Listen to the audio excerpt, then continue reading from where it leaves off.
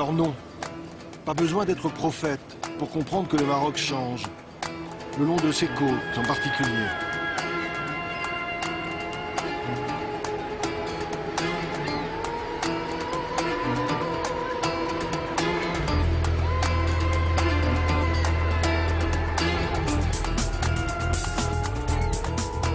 Boom de l'immobilier vers le nord où ça construit partout et à tout va.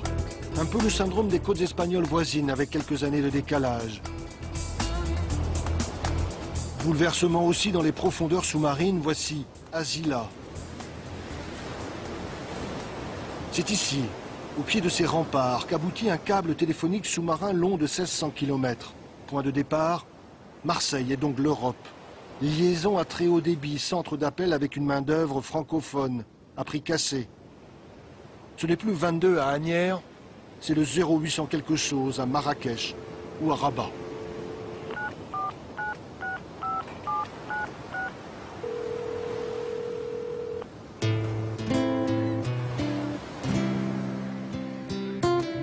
Arrivé dans le détroit de Gibraltar, voilà le Maroc aux portes de l'Europe. Depuis le cap Malabata, on voit les côtes espagnoles, très distinctement ce soir, avec en face la ville de Tarifa. D'un continent à l'autre, des rochers se font écho avec le plus massif d'entre eux, Gibraltar, tout là-bas. L'Europe vue depuis l'Afrique, une quinzaine de kilomètres à vol d'oiseau, quasi à portée de main.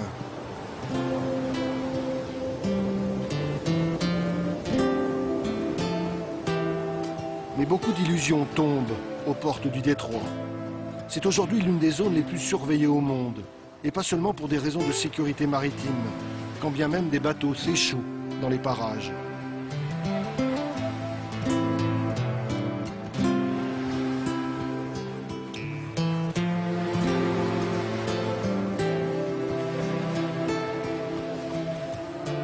Mais quels pêcheurs au monde peuvent s'estimer autant observés que les pêcheurs marocains et leurs enfants?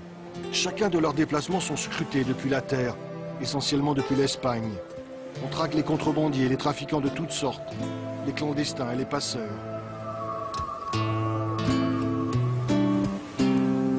Barques de pêche minuscules, mais suffisamment grandes pour passer de l'autre côté. Rien de commun avec les gigantesques porte-conteneurs attendus dans ce port tout nouvellement créé.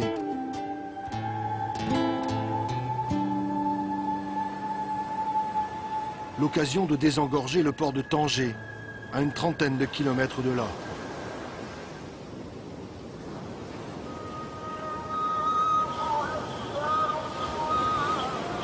Tanger la Blanche, longtemps port d'escale des poètes et des écrivains.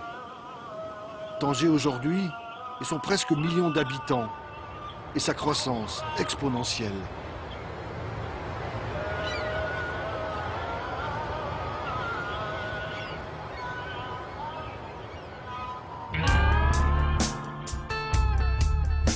La côte marocaine, versant Méditerranée cette fois.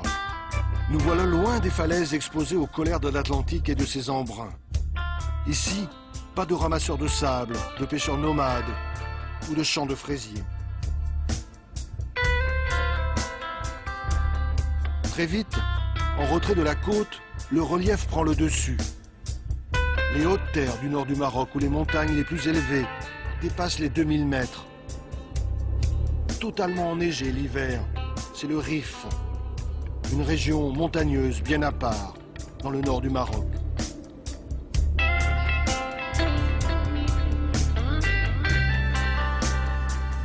À 600 mètres d'altitude, c'est la ville de Chefchaouen qui surprend par sa médina bleue et blanche.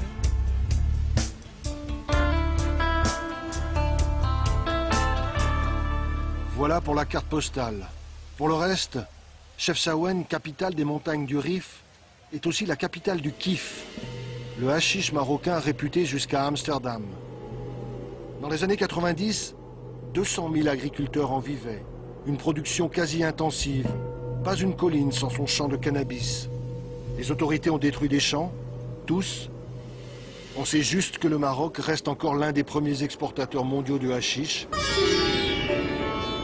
Et la voie royale de ce trafic est bien entendu maritime. Décidément, rien n'est simple le long de cette côte, surtout lorsque l'on aborde la question des enclaves.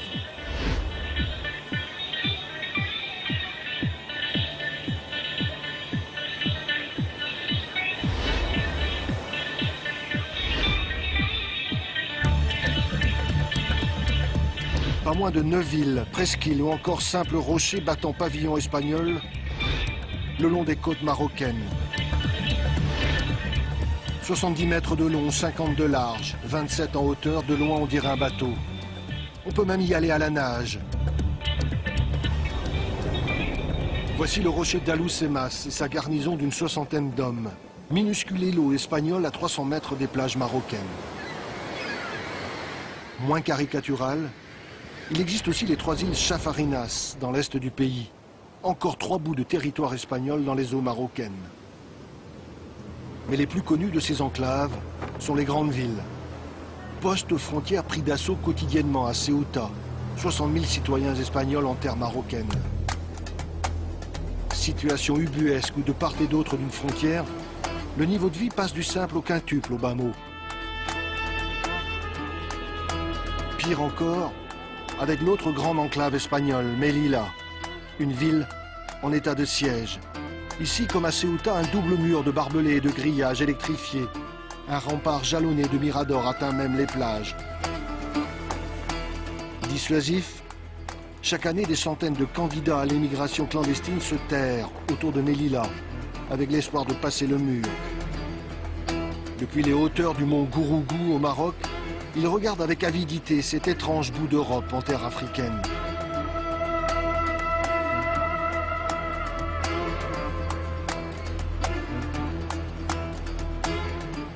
Cela dit, sur le registre des relations diplomatiques, il y a un dossier encore plus sensible et plus délicat dans la région.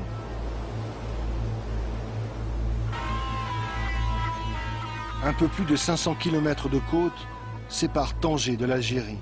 Une côte aussi surveillée que le détroit de Gibraltar, mais pas avec les mêmes moyens. Là-bas, des radars, des caméras. Ici, plus désuet, de multiples postes de garde-frontières. Une présence militaire quasi constante, comme un État en guerre, surtout vers Oujda et Saïdia. Impossible d'approcher l'Algérie depuis le Maroc. Les deux pays sont à couteau tiré depuis 14 ans.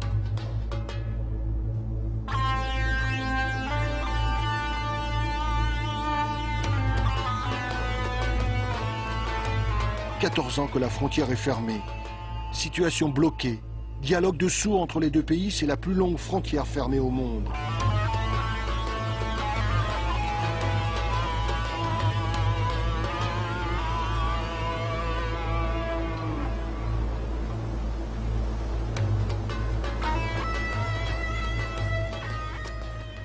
Eh ben, ça démarre bien.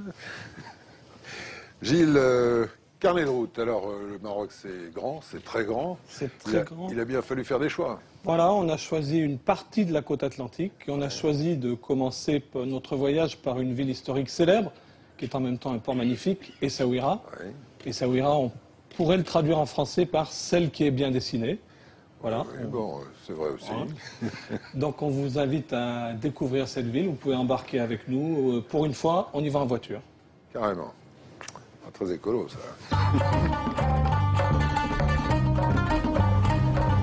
Et nous voilà tout à trac, jetés sur les routes du Maroc. Ses grandes étendues, sa lumière. Un bout de chemin, premières impressions. L'occasion aussi de présenter Driss, notre guide sur le chemin de la découverte.